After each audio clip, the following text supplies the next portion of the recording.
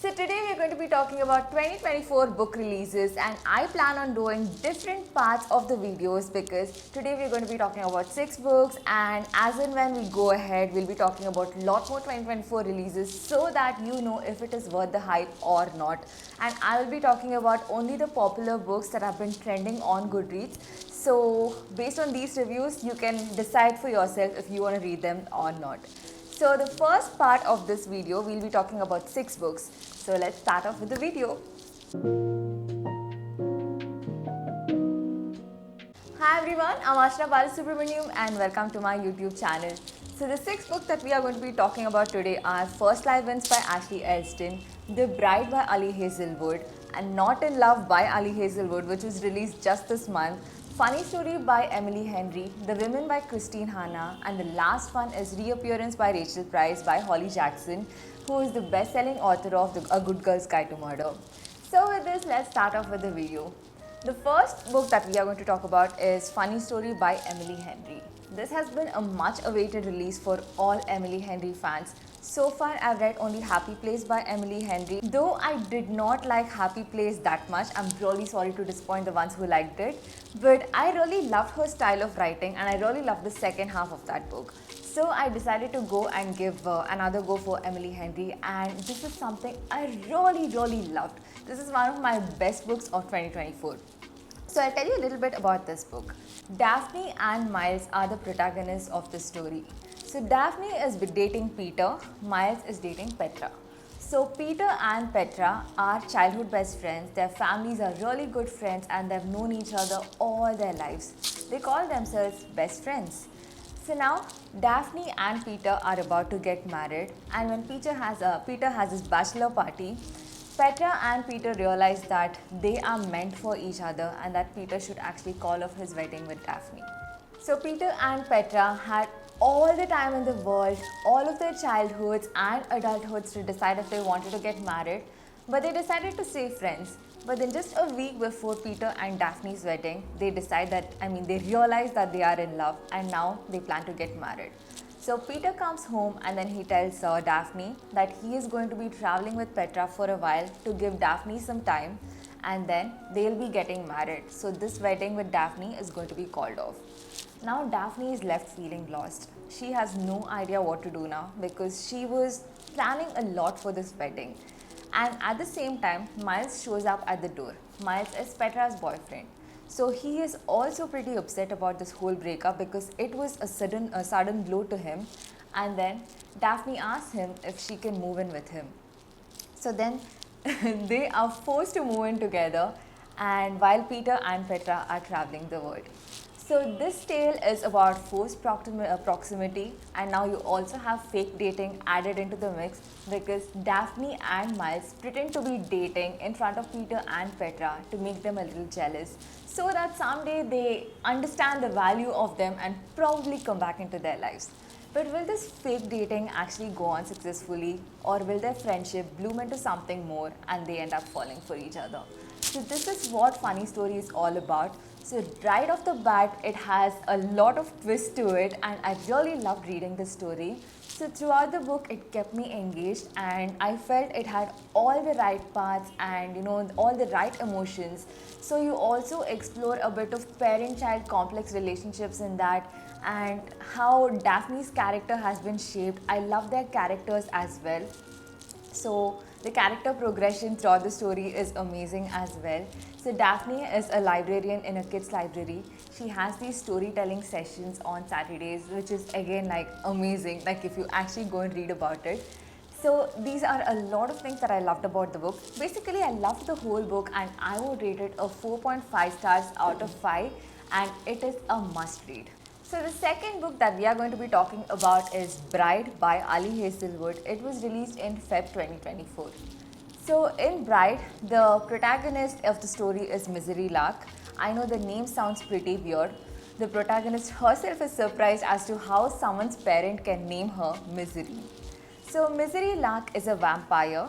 She has somehow blended well into the city amongst humans, and she has taken up a job and she has been working. She also has a roommate and a cat too, along with the roommate. So Misery Luck her life has been going smoothly until all of a sudden one day someone barges into her workplace and then they want Misery Luck. So she finds out that her father has sent in some of his men to bring back Misery Luck into his vampire kingdom. And then Misery Luck's life is all of a sudden turned upside down. So Misery goes in to see her father because her father and Misery have a very strained relationship. And when she goes to see her father talks to her about an offer, an alliance between the vampires and the werewolves. They plan to get Misery married to the alpha of the werewolf pack, a stranger that Misery has never even met.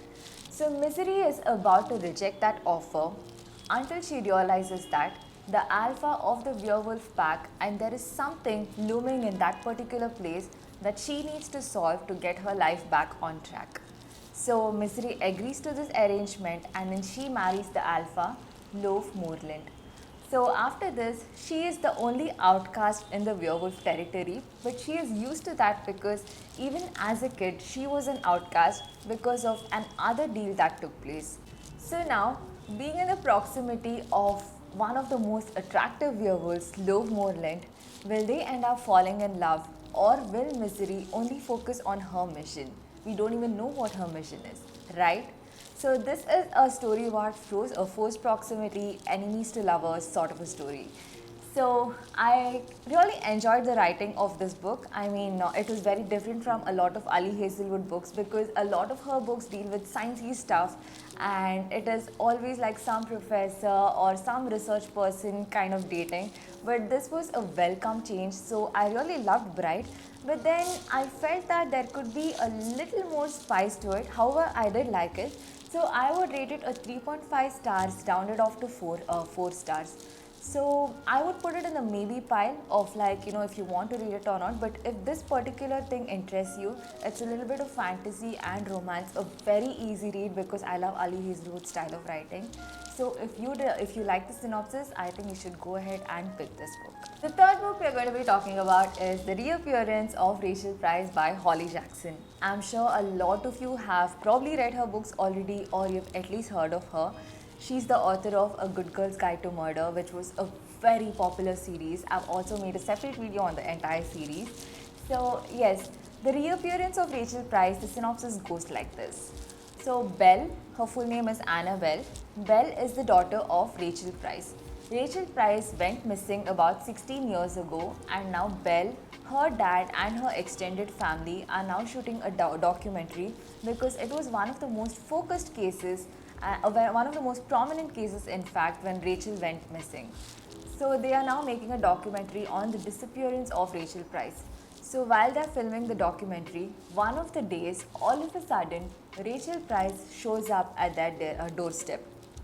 Now obviously the documentary has to be renamed, it has to be made into Reappearance of Rachel Price. But then Rachel also seems to be lying about the timelines and a couple of other stuff whenever Belle talked to her about it. Rachel Price does not seem very trustworthy, and what is her intention of walking back into her life all of a sudden, or is there more to her story? So Belle is now in very close proximity with her mother, who seems like a stranger to her because 16 years without her. She disappeared when she was a kid, when she was a 2-year-old kid, and now Belle is about 18 years old. So there is a lot of mystery brewing here. Is the extended family aware of this? And now the documentary is also being shot and now Belle is being in the public eye. So this is what The Reappearance of Rachel Price is all about. I found that the mystery is really intriguing and I found that the end was pretty heartwarming. So I did love this book, but probably because I compared it to A Good Girl's Guide to Murder, I felt that those series were better. However, as a standalone book, I really did love this particular book as well. I would rate this a 4 out of 5 stars and I would put it in the must-read pile, so you should definitely read this book. The fourth book we are going to be talking about is thriller again. It's called First Life Wins by Ashley Elston. So First Life Wins was released in Jan 2024. It is also a part of Reese Witherspoon's book club and I went ahead and I read it and it was one of the best thrillers that I have read.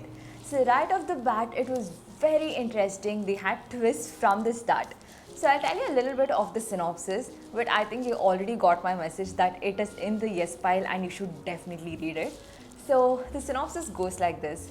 Evie Porter is happily dating a man, and then she is introduced to the man's friends, it's her fiance, and life seems to be going on smoothly. Okay, now bring me a twist.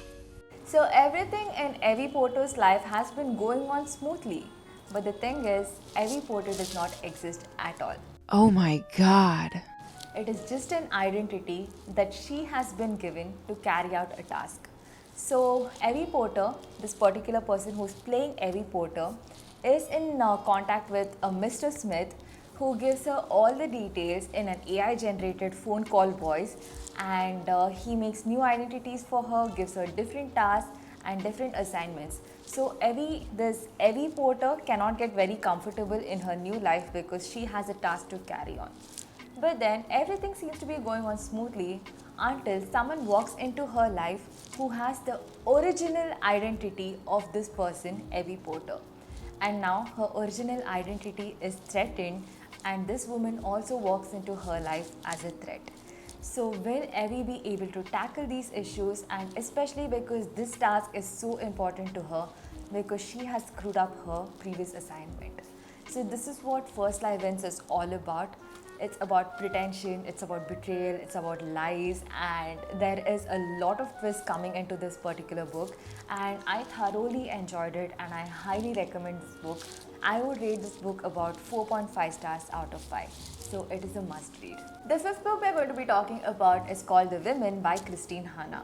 So in this book, it talks about the role of women in the America-Vietnam War. So Frankie McGrath is the female protagonist of this story. And Frankie is a naive 20-year-old in the 1965 when she has her brother Finn come into a house one day where they have a farewell party for him, and he has to go and fight in the America-Vietnam War. So Frankie will miss her brother dearly, and she decides that she has to do something so that she is still in the presence of her brother. And right at that time, one of her brother's friends, someone who she had a huge crush on, walks into the room. His name is Rai Walsh. So Rai Walsh tells her that women can be heroes too. So this comes as a revelation for Frankie because in her times she has been told that women can only be good to take care of their husbands, to give up their dreams and just take care of their families. So because of this one sentence that says women can be heroes, Frankie decides that she wants to do something. She wants to be a part of the army too, because in their family, the army has always been glorified. So her father has a wall full of army war heroes, and it goes on like that. So she wants to make her father proud, her mother proud, and she also wants to be in the company of her brother. So she decides to become an army nurse, and all of a sudden, it comes as a blow to the family. She is thrown into the America-Vietnam War. She is a novice, and she has to see a lot of bloodshed, a lot of fights, a lot of betrayals. She sees a lot of death in front of her, death, injury, and even diseases in front of her. The war is not a kind place to be in. So Frankie is appalled by all that happens in Vietnam. So every single day is a battle between life and death there. So she is a nurse there. So we think that that is one of the most horrifying parts. But then, things are much different when Frankie returns home. At home, she carries the scars of the battle, she carries all the wounds in her mind, and she has carried the dead bodies of victims. She's carried the dead bodies of babies in her arms. And she has to live with all of that. But then in America, they are not allowed to even talk about it. Because she's torn between protesters who actually paint them as villains.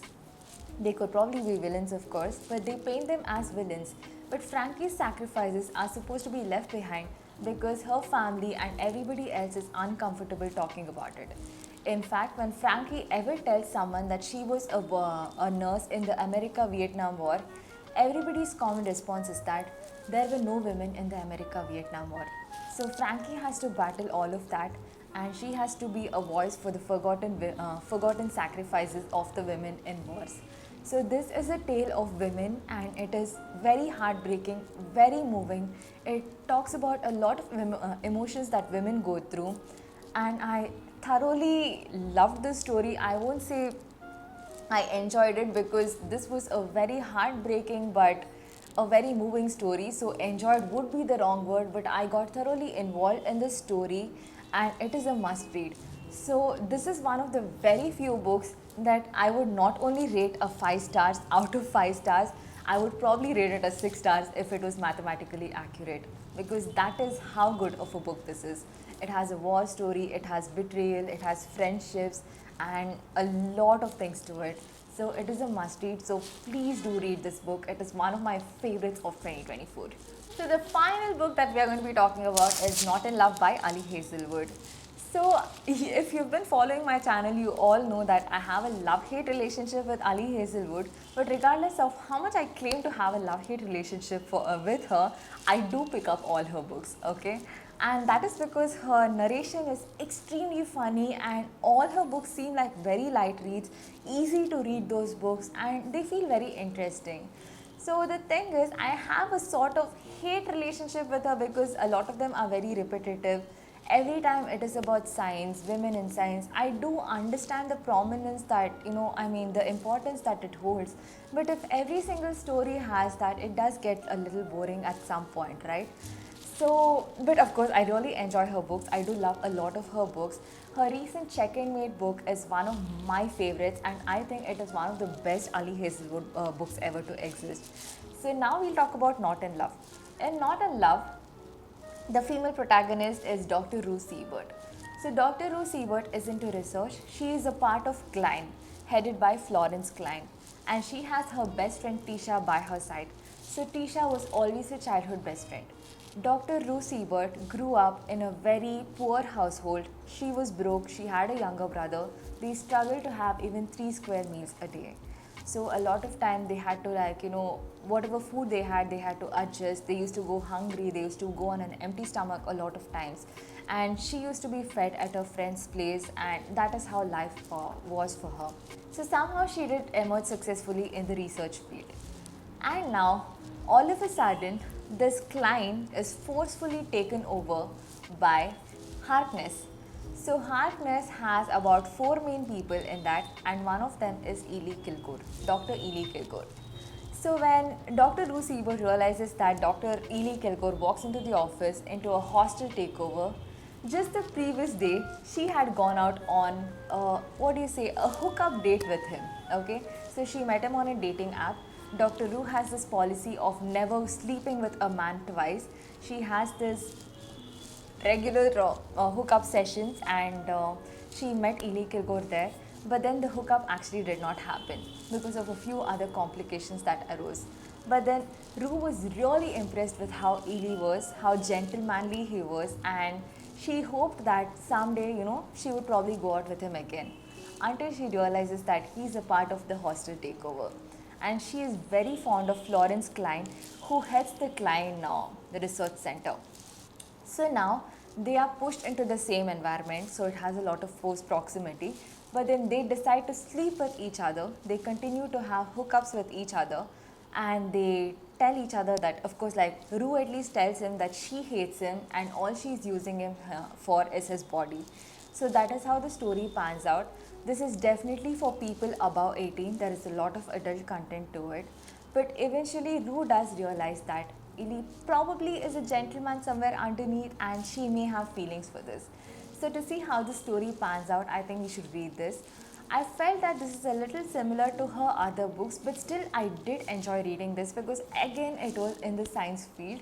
But I did of course enjoy this, and I would rate it about 3.5 stars rounded off to 4 stars. So if you enjoy the synopsis, I think you should definitely read this. So with this, we are done with the 2024 releases part 1 of this month. I'll be coming up with more parts. We'll be talking about more 2024 releases in our forthcoming videos. So if you haven't already subscribed to my channel, please consider subscribing to my channel if you like my video. Please like this and share it with your friends who are bookaholics. And yes, thank you so much for watching. Stay happy, stay blessed, and stay kind. Bye.